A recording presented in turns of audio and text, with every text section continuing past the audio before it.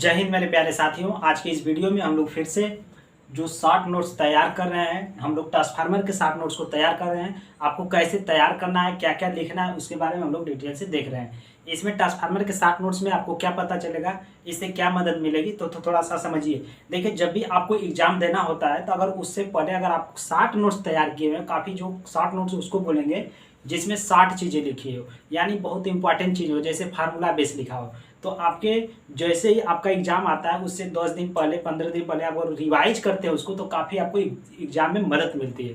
तो चलिए दोस्तों, हम लोग शुरू करते हैं, जिसका पार्ट 1 हमने बता दिया है, जो आपको प्लेलिस्ट में मिल जाएगा। इसके बाद जो सेकंड पार्ट का जो है, ये सेकंड पार्ट है जिसमें ट्रांसफार्मर के हम लोग शॉर्ट नोट्स को तैयार कर रहे हैं। ये काफ़ी हम लोग डिटेल्स नहीं पढ़ रहे हैं। शॉर्ट नोट्स वो जो काफ़ी इंपॉर्टेंट, जो एकदम पूछा जाता है, बिल्कुल अगर उस चैप्टर की क्रीम की बात करें तो यही है।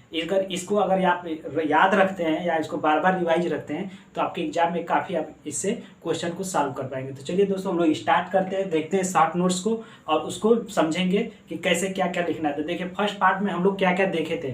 फर्स्ट पार्ट में हम आपको क्या किए थे, जो बेसिक चीज़ें होती है, जो प्राइमरी वाइंडिंग, सेकेंडरी वाइंडिंग, उसमें जो स्टेप अप होता है, स्टेप डाउन होता है, कितना किसमें टर्न रेशियो होता है। इसके बाद हम open circuit test, short circuit test, copper loss और जो उसका वेरिएबल लॉस, स्थिर लॉस, सब लोग देख लिए थे।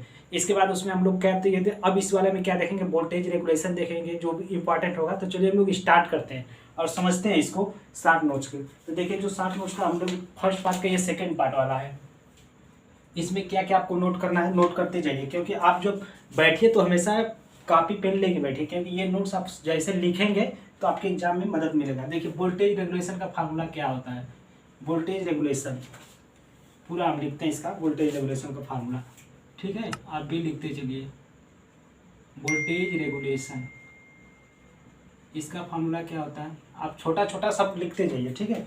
वोल्टेज रेगुलेशन का होता है V no load minus V full load voltage upon V full load होगा, ठीक है। V एक ठो होगा फार्मूला नो लोड। एक और बताते हैं आपको वोल्टेज रेगुलेशन का है, वो हो जाएगा V no load minus V full load upon V full load होता है। तो देखिए, दो केसेस का बनता है, दोनों में कब कब किस में पूछा जाता है। अगर आपसे ट्रांसफार्मर के स्टेप अप की बात करेंगे तो ये वाला फार्मूला हम लोग तब लगाते हैं जब स्टेप अप होता है, स्टेप अप, ठीक है। और ये वाला फार्मूला कब लगाते हैं, जब स्टेप डाउन होता है, स्टेप डाउन। लेकिन आपके एग्जाम में ना स्टेप अप देता है ना स्टेप डाउन देता है, क्या देता है, बस वोल्टेज रेगुलेशन का क्वेश्चन दे देगा, फुल लोड वोल्टेज देगा, नो लोड वोल्टेज देगा, पूछ देगा वोल्टेज रेगुलेशन कितना होगा। तो इसमें हम लोग को थोड़ा सा क्या हो जाता है कि इसमें सबसे ज़्यादा इंपॉर्टेंट इसको में लगाइए, क्योंकि ये सबसे ज़्यादा पूछा जाता है। ये थोड़ा कम हो जाता है, लेकिन ये यूपीपीसीएल इसी को सही मानता है, ठीक है। यूपीपीसीएल जो है इसको सही मानता है, और लेकिन सबसे ज़्यादा अगर देखेंगे तो मोस्ट इंपॉर्टेंट ये है, मोस्ट इंपॉर्टेंट ये वाला कि voltage regulation no load minus full load. चलिए एक और देख लेते हैं वोल्टेज रेगुलेशन का फार्मूला। ये होता है R per unit cos phi plus minus X per unit sine phi, ठीक है। ये इसको याद रखिएगा, इसको लिखिए। अब यहाँ से जो प्लस चिन्ह दिखाता है किसके लिए दिखाता है, लैगिंग के लिए दिखाता है। किसके लिए दिखाता है, लैगिंग के लिए। जो माइनस वाला जब लगाते हैं तो क्या पता चलता है, लीडिंग पता चलता है, लीडिंग पता चलता है। देखिए, वोल्टेज रेगुलेशन कभी भी आपको हमेशा लीडिंग कब हो सकता है, जीरो और निगेटिव कब होगा, जीरो, यहाँ से लिखिए जीरो या निगेटिव, जीरो या निगेटिव वोल्टेज रेगुलेशन कब हो सकता है, हमेशा लीडिंग पावर फैक्टर पर होता है, लीडिंग पावर फैक्टर पर होता है, ठीक है। जब भी आपको जीरो या नेगेटिव वोल्टेज रेगुलेशन कब होता है, लीडिंग पावर फैक्टर पर होता है, आपको लैगिंग पे नहीं होता है। आपसे क्वेश्चन पूछा जा सकता है कि लीडिंग जीरो वोल्टेज रेगुलेशन कब होगा, जीरो कब हो सकता है, तो हमेशा लीडिंग पे ही होगा, ठीक है। और इसका लिखते हैं फार्मूला और लिखते हैं। देखिए, अब इसको रिमूव कर रहे हैं, इसके बाद आप लिखते जाइएगा। अगर आपसे पूछे कास फाई का मान, अगर कास फाई का मान पूछ रहा है तो देखिए 0.8 लेते हैं तो यहाँ पे साइन फाई का मान कितना हो जाता है, 0.6 हो जाता है। अगर आप यहाँ से अगर साइन फाई का मान 0.8 लेते हैं तो कास फाई का मान कितना हो जाता है, 0.6। इसको रट लीजिए, क्योंकि ये पूछा जाता है। जब आप 0.8 रखेंगे तो कास का 0.8 रखेंगे तो साइन का 0.6 होगा। अगर साइन का 0.8 रखेंगे तो कास का 0.6 होगा। इस तरह से आप इसको याद रखिए। चलिए अब हम लोग चलते हैं इसमें थोड़ा सा लॉसेस देखते हैं। कल का जो आपको नोट कराए थे वो काफ़ी इंपॉर्टेंट था, आज का भी बहुत ज़्यादा, क्योंकि हम लोग पूरे इसका फार्मूला ही लिख रहे हैं। ठीक है, इसमें क्या क्या एग्जाम में पूछा जाता है, चलिए देखते हैं। इसमें कापर लॉस देख लेते हैं। देखिए दो होता है, एक कापर लॉस है, ठीक, और एक होता है आयरन लॉस। आयरन लॉस, इसी का दूसरा नाम हम बताए थे क्या, आयरन लॉस या कोर लॉस। नाम पूछा जा सकता है कि आयरन लॉस किसको बोलते हैं, आयरन लॉस या कोर लॉस। ठीक है, ये इसी का एक नाम और बताए थे हम, मैग्नेटाइजिंग लॉस। मैग्नेटाइजिंग लॉस, इसी का कई नाम है। ठीक है, याद रखिएगा। कापर लॉस क्या था, आई स्क्वायर आई, इसको वेरिएबल लॉस कहते हैं। कौन सा लॉस कहते हैं, वेरिएबल लॉस। नोट करके लिखते जाइए, वेरिएबल लॉस। और ये क्या था, मैग्नेटाइजिंग जो होता है, ये कोर लॉस आ रहा है। ये दो प्रकार का था लॉस, हम बताए थे। एक होता था एडी करंट लॉस, दूसरा क्या था, हिस्टैरिसीस लॉस। एडी करंट का फार्मूला भी आपको बताए थे, क्या था, ये कांस्टेंट होता है B M square F square T square भी, ये टी स्क्वायर है। ठीक है, टी स्क्वायर भी। हिस्टैरिसीस का क्या था, ये कांस्टेंट था बी एम के पावर 1.6 एफ भी, इसमें टी नहीं था, याद रखिएगा, टी नहीं है। ठीक, टी क्या है, थिकनेस है। अब यहाँ से आपसे क्या क्या है, भी क्या है, वॉल्यूम है, यानी आयतन है। भी क्या है, आयतन है। टी क्या है, थिकनेस है, यानी मोटाई है, थिकनेस है। ठीक है, इसके बाद बी एम क्या है, मैग्नेटिक फ्लक्स डेंसिटी है, मैग्नेटिक फ्लक्स डेंसिटी है। ठीक है, मैग्नेटिक फ्लक्स डेंसिटी है। और इसके बाद यहाँ से एफ का फ्रीक्वेंसी है। एफ क्या है, एफ क्या है, फ्रीक्वेंसी है। ठीक है, एफ क्या है, फ्रीक्वेंसी है। इसको आप याद रखिएगा। चलिए अब हम लोग चलते हैं, तो इसका देखते हैं कि इसको ट्रांसफार्मर को, इसका जो रेटिंग होती है केवीए क्यों लिखते हैं, इसकी केवीए रेटिंग क्यों लिखा जाती है। तो एक कोई कापर लॉस, दूसरा है कोर लॉस। कोर लॉस, इसकी रेटिंग जो लिखी जाती है वह क्या लिखी जाती है, केवीए।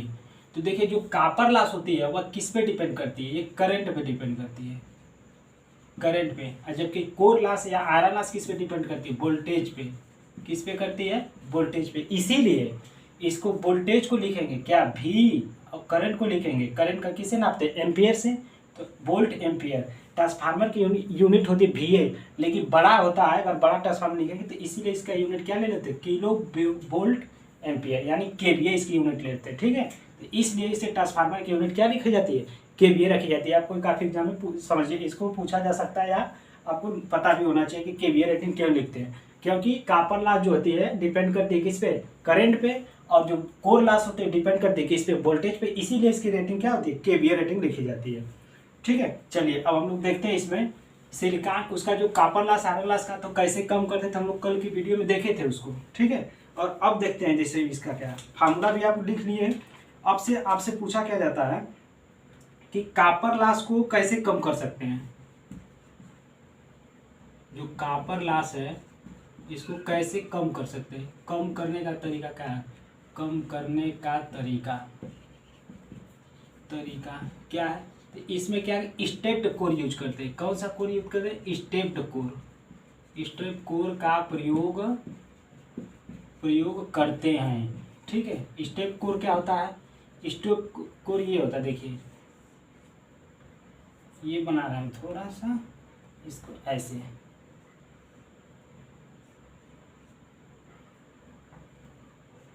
ये होता है ऐसे स्टेप कोर।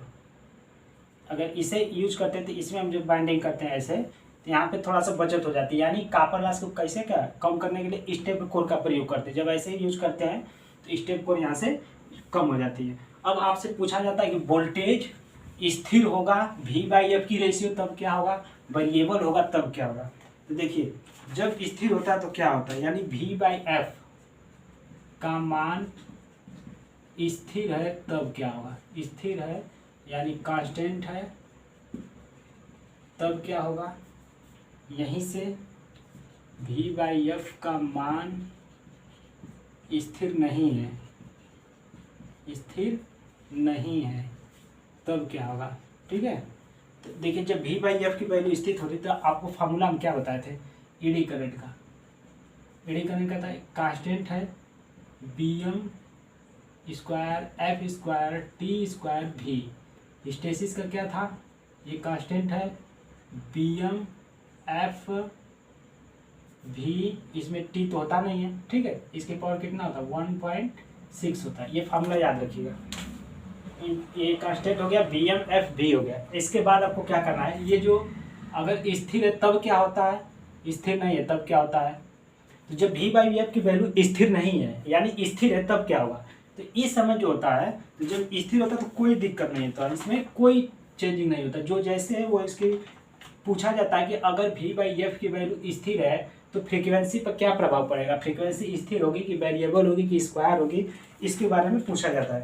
तो देखिए जब भी ईडी करंट आपसे पूछेगा तो हमेशा क्या होगा, यहाँ पर फार्मूला में स्क्वायर है तो बिल्कुल स्क्वायर हो जाएगा, क्योंकि प्रोपोर्शनल क्या हो जाएगा एफ स्क्वायर हो जाएगा।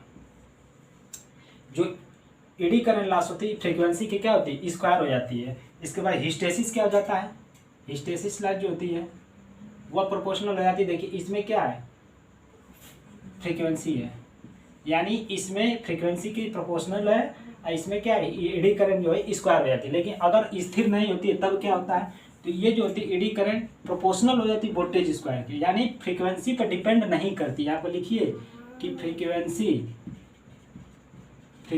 पर डिपेंड नहीं करती है, फ्रीक्वेंसी पर डिपेंड नहीं करती है, यानी फ्रीक्वेंसी पर डिपेंड नहीं करती है। इसके बाद किस पे करती है, देखिए ये जो होगा हिस्टेसिस लॉस में क्या हो जाता है, ये प्रोपोर्शनल हो जाता है v के पावर 1.6 इंटू एफ के पावर 0.6 हो जाता है। ईडी करंट इस पे डिपेंड नहीं करी, लेकिन हिस्टेसिस डिपेंड कर रही है क्या 0.6 है, ये चीज़ याद रखिएगा। इसमें तो पूरा का पूरा डिपेंड कर रही है, इससे कोई दिक्कत नहीं है। इसके लिए एक फार्मूला भी हम लोग बना लेते हैं, ईडी करंट P1 जो ईडी करंट लॉस P1 अपान PE2 बराबर हो जाएगा F1 का स्क्वायर अपान F2 का स्क्वायर, ठीक है, ये चीज़ याद रखिएगा, ये फार्मूला पूछा जा सकता है। जब ये V बाई एफ की वैल्यू स्थिर है, जब स्थिर नहीं है तब क्या हो रहा है। अब हम लोग चलते हैं इसके आगे थोड़ा सा देखते हैं, इफिशियंसी के बारे में पढ़ते हैं, ट्रांसफार्मर की इफिशियंसी देखते हैं। तो क्या होता है इफिशियंसी का फार्मूला आपको पता ही है कि आउटपुट पावर बटा के इनपुट पावर का जो अनुपात होता है वही फ्रीक्वेंसी उसका इफिशियंसी होती है, ठीक है। चलिए समझिए इसको, अगर आपसे इफिशियंसी पूछे इफिशियंसी क्या होती है तो लिखिए आप आउटपुट पावर बटा के क्या हो जाएगा, जो इसका जो आउटपुट पावर बटा के इनपुट पावर, तो इनपुट पावर में क्या देंगे, जो आउटपुट किसी चीज़ में अगर जो आउटपुट दे रहे हैं, यहाँ से कोई चीज़ इनपुट की है, ये इसका क्या हो गया आउटपुट हो गया, यहाँ से इनपुट हो गया, इसमें कुछ लॉसेस होगा, तो जो आउटपुट मिल रहा है आउटपुट अपान इनपुट प्लस लॉसेस करेंगे तो इसके बराबर होगा कि नहीं, जो आउटपुट मिला इसका प्लस लॉसेस प्लस इनपुट दोनों को कर लेंगे, तो यहीं पर हम जोड़ लेते हैं इसको, क्या कर लेंगे आउटपुट हो जाएगा आउटपुट पावर जो दिए प्लस जो इनपुट पावर है, क्या है जो इनपुट पावर है, इनपुट पावर में क्या हो जाता है आयरन लॉस और कॉपर लॉस, जो लॉसेस होती है इसमें जो लॉस हुआ तो दो लॉस होती है, iron loss plus copper loss, ठीक है, इस चीज़ को नोट करिएगा, आयरन लॉस कॉपर लॉस हो जाती है। अगर 100 में लेंगे तो मल्टीप्लाई 100 का कर लेंगे, ठीक है। चलिए अब हम लोग देख लेते हैं इसकी दक्षता कब अधिकतम होती है।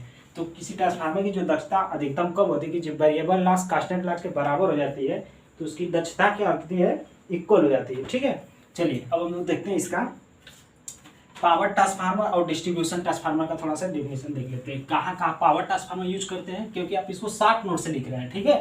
तो जैसे शॉर्ट नोट्स लिखते हैं तो आप छोटे छोटे चीज़ों को हर चीज़ को लिखिए, क्योंकि आपके एग्जाम में पूछा जा सकता है, जो रिवाइज करेंगे जब तो बहुत आसानी से इसको पढ़ लेंगे, ठीक। चलिए हम लोग देख लेते हैं पावर ट्रांसफार्मर और डिस्ट्रीब्यूशन ट्रांसफार्मर। ये ट्रांसफार्मर हम लिख रहे हैं, ठीक है, T/F जो लिख रहे हैं ट्रांसफार्मर है।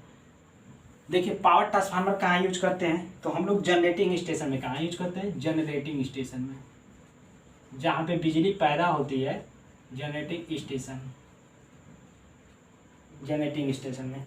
जो डिस्ट्रीब्यूशन ट्रांसफार्मर है तो हम लोग कहाँ यूज करते हैं, लोकल एरिया में, कहाँ पे लोकल एरिया में, जहाँ हम लोग घरों में देखते हैं जो बाहर होता है वो डिस्ट्रीब्यूशन ट्रांसफार्मर होता है, ठीक है, लोकल एरिया में।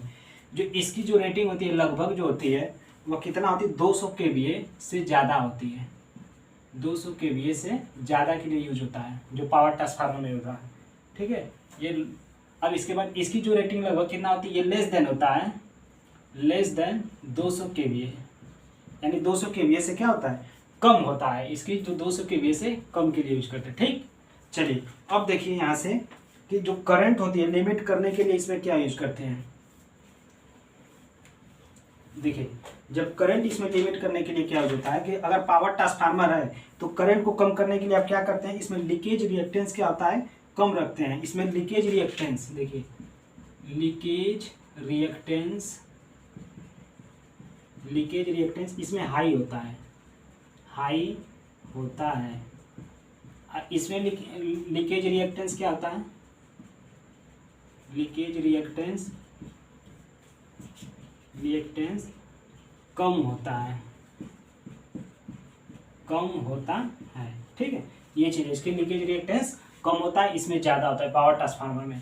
इसका जो रेटिंग पूछा जाता है सबसे ज़्यादा कि रेटिंग कितनी रेटिंग तक होता है, तो 200 केवीए से ज़्यादा होगा तो पावर ट्रांसफार्मर में चला जाएगा, 200 केवीए से कम है तो डिस्ट्रीब्यूशन ट्रांसफार्मर में आ जाएगा, ठीक है। चलिए अब हम लोग देख लेते हैं इसका, अब थोड़ा सा सिलिका जेल का देख लेते हैं, ठीक है। सिलिका जेल पावर ट्रांसफार्मर, आप साइड में जो पिक्चर देख रहे हैं ना, इससे क्या होगा कि आपको हमेशा के लिए याद होगा, उससे आपको देखिए और समझिए। अब आप जो सिलिका जेल का देखिए, सिलिका जेल जो हम लोग ट्रांसफार्मर भरते हैं, इसके लिए क्या होता है, जब सिलिका जेल होती है, अगर आप ग्रीन कलर का देख रहे हैं, ठीक है, ग्रीन या उसको जो देखते हैं ब्लू कलर का, अगर वो फ्रेश है, अगर सिलिका जेल फ्रेश है तो कैसा दिख रहा है बताइए, कैसा दिख रहा है, ब्लू कलर का दिख रहा है, ठीक है।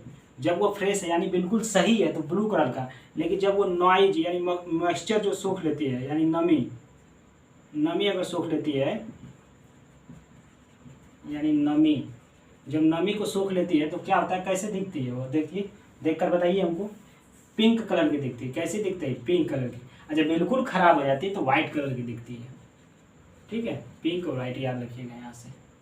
अब देखिए ये जो सिलिका जेल हो गया, ठीक है, जो कि अब जो हम लोग ब्रीदर में यूज करते हैं सिलिका जेल की मटेरियल, तो अगर बढ़िया फ्रेश है तो आपको दिख रहा है कि कैसा दिख रहा है, ब्लू कलर का। लेकिन जैसे ही अब वो क्या हो रहा है कि नॉइज को सोख लिया है तो कैसा दिख रहा है, वहाँ से देखिए वह पिंक कलर का दिख रहा है, पिंक कलर का दिख रहा है, ठीक है। चलिए अब हम लोग इसका समझते हैं। आल्ट एफिशिएंसी, एनर्जी एफिशिएंसी को थोड़ा सा नोट करते हैं, उसको बारे में समझते हैं। Alt efficiency, energy efficiency, alt efficiency या इसी का नाम है एनर्जी एफिशिएंसी, ठीक है। एफिशिएंसी, एनर्जी एफिशिएंसी इसको बोलते हैं, आल्ट एफिशिएंसी या इसी को एनर्जी एफिशिएंसी। इसमें होता क्या है, 24 घंटा का पूरा लिया जाता है, 24 घंटा का आउटपुट अपन 24 घंटा का जो इनपुट होगा उसके लिए लिया जाए। 24 घंटा के लिए जो ऊर्जा होती है तो इसके लिए एफिशिएंसी निकालते हैं, तो 24 आवर्स, 24 आवर्स के लिए आउटपुट अपान, यहाँ से जो लिखेंगे 24 आवर्स आउटपुट, 24 आवर्स के लिए आउटपुट प्लस 24 आवर्स के लिए, 24 आवर्स के लिए iron loss plus copper loss, ठीक है। कापर लॉस वही जो आपको बताया था कि जितना लॉस हो रहा है उसके बारे में। तो एनर्जी एफिशिएंसी या इसको आल्ट एफिशिएंसी के नाम से जानते हैं, पहली बात यहाँ से क्वेश्चन तैयार हुआ। दूसरा क्वेश्चन इसके फार्मूला क्या होता है, ये पूरे 24 घंटे के लिए लिया जाता है, 24 घंटे का आउटपुट अपन 24 घंटे का इनपुट, यहाँ से जो आउटपुट प्लस 24 घंटे के लिए जो आयरन लॉस हो रहा है और जो 24 घंटे के लिए कापर लॉस हो रहा है, दोनों को लेते हैं, ठीक है। चलिए अब तो हम लोग एनर्जी एफिशिएंसी देख लेते हैं। अब थोड़ा सा और देखते हैं हम लोग, क्रैकल टेस्टिंग किसके लिए किया जाता है, क्रैकल टेस्टिंग, क्रैकल टेस्टिंग किसके लिए किया जाता है, क्रैकल टेस्टिंग। देखिए ये सब इम्पॉर्टेंट है जो पूछा जाता है, ठीक है, आपसे पूछा जा सकता है। क्रैकल टेस्टिंग किसके लिए करते हैं, क्रैकल टेस्टिंग किसके लिए करते हैं, इसमें ट्रांसफार्मर का जो आयल होता है उससे पता चलता है, तेल की नमी, तेल का जो आयल की है, तेल आयल की नमी के पता चलना करने के लिए करते हैं, नमी का पता करते हैं, नमी का पता करते हैं, ठीक है। क्रैकल टेस्टिंग क्या होता है, इसमें ऑयल की नमी का पता करते हैं कि कितना इसमें टेस्टिंग कैसे करते हैं, तो उसमें हो जाता है। इसमें अगर ताजे तेल का है तो देखिए, अगर फ्रेश है यानी ताजे तेल का कलर कैसे होता है, ताजे तेल का रंग कैसे कलर का होता है, जब ये खराब हो जाता है तब कैसे हो जाता है, यानी खराब तेल का रंग कैसा होता है बताइए, खराब तेल का रंग कैसा होता है। ये ट्रांसफार्मर तेल का बात हो रहा है, जो ट्रांसफार्मर ऑयल होता है उसकी बात हो रहा है। तो जब वो ताजे तेज होता है तो क्या होता है, हल्का पीला होता है, हल्का पीला। लेकिन जैसे खराब हो जाता है तो क्या हो जाता है, काला हो जाता है, यानी ये इसको बोलते हैं येलो, इसको क्या बोलेंगे, ब्लैक हो जाता है बिल्कुल। ठीक है, तो जब ये ताज़ा तेल होता है तो कैसा होता दिखता है, हल्का पीले कलर का दिखता है। जैसे ये ट्रांसफार्मर में चल जाता है, खराब हो जाता है तो क्या दिखता है, ब्लैक कलर का दिखता है। ठीक है, अब हम लोग इसके लिए थोड़ा सा नोट कर लेते हैं, क्या चीज़, स्काट कनेक्शन और जो स्टार स्टार कनेक्शन होता है उसका थोड़ा सा नोट करते हैं।